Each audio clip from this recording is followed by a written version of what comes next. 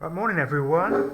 Your task for this week, we're going to keep drawing, but we're thinking about the idea of depth and how to show depth in a drawing. Staying on the theme of locality, I've picked 3 pictures of Wollaston Village and I've saved and uploaded those to go for you. I've tried to pick images that have got depth, so things at the front, things at the back, things in the middle. As opposed to just one flat image, which would be a building taken, just from the side and just one building. Because when we're drawing depth, we're also thinking about contrast and what's easier to see and what's harder to see. Now, what we know about real life is things are easier to see when they're closer to us. So we should be using bolder lines and more contrast when things are closer. And as things get further away, as they go into the distance, they should get slightly harder to see. So the things that are further away, we're going to draw those with fainter lines and less contrast. So let's just pick up on contrast. Contrast means the difference between black and white and how great that difference is. So black and white obviously has a lot of contrast, whereas 2 shades of grey that are very close to each other, we would describe them as having low contrast. So high contrast is going to be at the front, big bold differences. Low contrast is going to be at the back, small subtle differences, quite difficult to see. Now I've got a real range of art room materials here, and I need you to think about what you've got at home and how you can make this work for you. So I've got a HB pencil and a 6B pencil. So just thinking about how to rank those, the 6B is going to be darker and is going to give me more contrast. The HB is not as dark, so I'm going to use the HB for things that are at the back, and the 6B for the things that are at the front. Now I've also got a fine liner pen. Now pen obviously goes darker than pencil, but it makes very small lines, this one. So it might be that I use a thin pen for at the back, but then I find a thick pen for the things that are at the front. I've got some charcoal. So unblended charcoal can actually be quite dark, so I might use that for the things that are at the front, and then I might blend it a bit more for the things that are at the back. I've got a graphite pen. So again, you can water this down. I think we've done that before, where you make some marks and then go over it with a brush and water. I've got some black ink, and just to be aware, I've got 2 ink pots on the go. I've got one where I've really watered it down quite a lot, and this one I've left absolutely pure. So if I that's going to give me pure black, so big shadows, big contrast for things that are at the front. Bit more water in that, I think. And then that will let me paint the details as they fade away into the background. Just going to mop up the excess. So the exercise, you don't have to have the same kit as me. We're not expecting you all to have the same kit at home at all. But whatever materials you're picking, have a think about, is this letting me make bold, high contrast marks that should be at the front of the drawing? Or is this letting me make slightly fainter, wishy-washy marks that are going to be at the back? So I'm going to start drawing this one.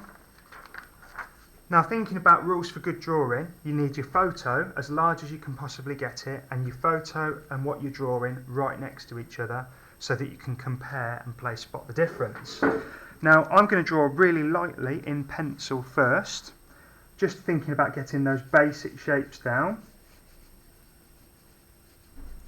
So I'm not pressing very hard, I'm not committed to any of my mistakes. I'm just seeing, have I got the general proportions of that drawing right? And I'm not yet thinking about light, dark, high contrast, low contrast, just getting the general shapes of the drawing right. There's going to be some mistakes, but what's important is I'm going to correct them. You can look for what lines up with what. So I can see the side of that building there just lines up with those pillars. Got some pillars there, so side of that building, I'm going to find that. It's about there. Do those pillars. That's the biggest pillar, so slightly above that one.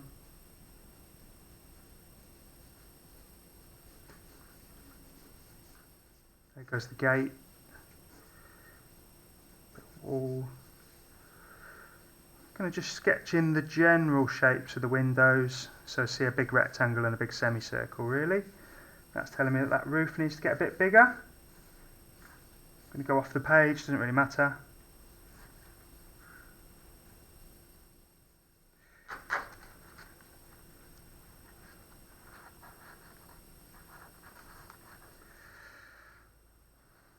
Okay, and I'm just looking at that and thinking, am I happy?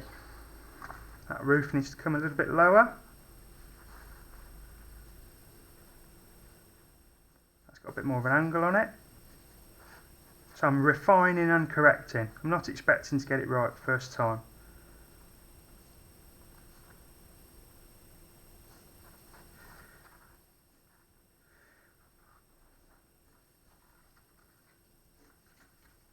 Okay, so I'm going to start working with some materials. Now, you could work from the back to the front, so you could work with the wishy-washy materials, or you could split it wet and dry. I would probably be tempted to split it wet and dry, because if you're trying to work with a pencil into paper that's wet, there's a risk of the paper ripping. So I'm going to pick up my brush that I was using for a very watered down ink. Might just test it on a bit of paper first. Yeah, that's about how I want it. So quite watered down, I'm going to do the bits at the back.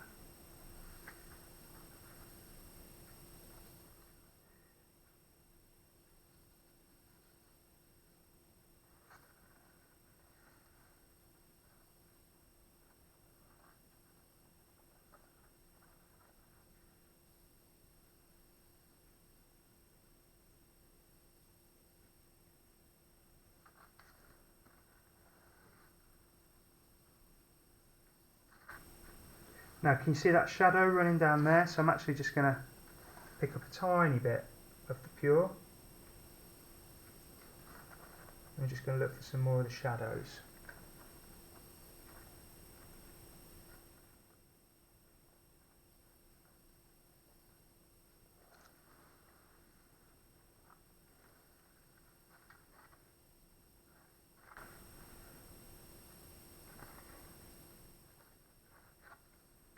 I'm probably getting a little bit too dark there right now.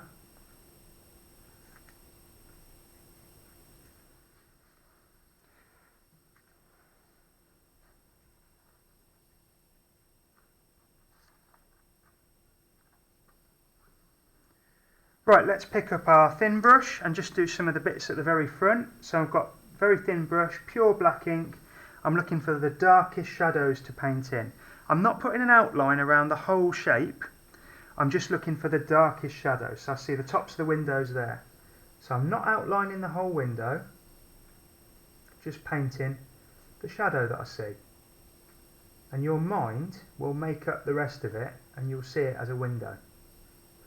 So I'm not outlining the shape, I'm drawing the shadow. Same with the windows here. I'm not drawing the white bit, I'm drawing the black bit of the shadow. And your mind will make it up.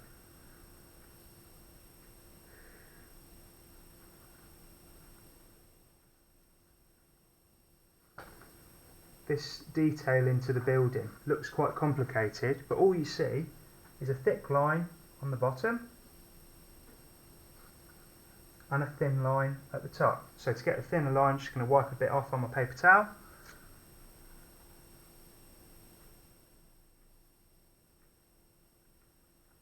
And that's all you need.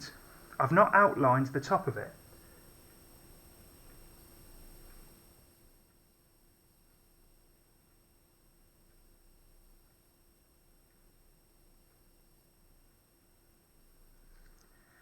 So we could do some pencil work. We risk ripping the paper a little bit at the minute while it's still wet. But if we wanted to do some detail in pencil, I've got the 6B pencil. That's going to help me get some really dark marks at the front. The higher the number before the letter B, the darker it goes. So a 4B or a 2B. It's just, if it's a B, it's an artist pencil, and the higher the number, the darker it goes. So we could blend that shading down.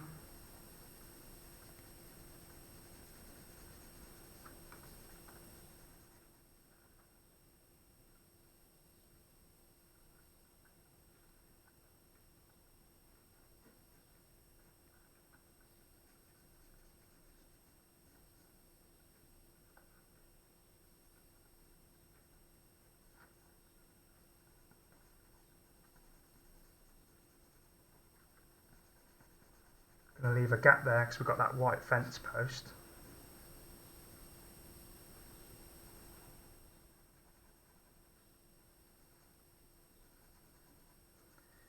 And there's no reason we can't think about combining materials as well. So if you're thinking, that's not quite dark enough, I'm just going to get a bit of black ink, just in the very, very darkest bit, I'm going to paint over my pencil work. So we can think about combining these materials and layering them a bit more. It might be a good idea to try some wash techniques in the background. So just with some water, if you want to just blur those lines a little bit, just to give it that sense of it's getting further away and it's getting harder to see. You know, we know that about real life. Things that are further away are harder to see. So I'd like you to try this with all 3 of the pictures that I've uploaded. And if you've got any pictures of your own, of your locality, you know, your local village, where you live, then you could try it with that. But you're probably not going to have all the same materials that I've got, but the purpose is depth. So you've definitely got to have more than one material, one that you feel is darker, bolder, more contrast for the things that are at the front, one that you feel is slightly lighter, more fragile, more wishy-washy for the things at the back. As always, send us your pictures of how you're getting on and we'll try sending you some feedback. Good luck!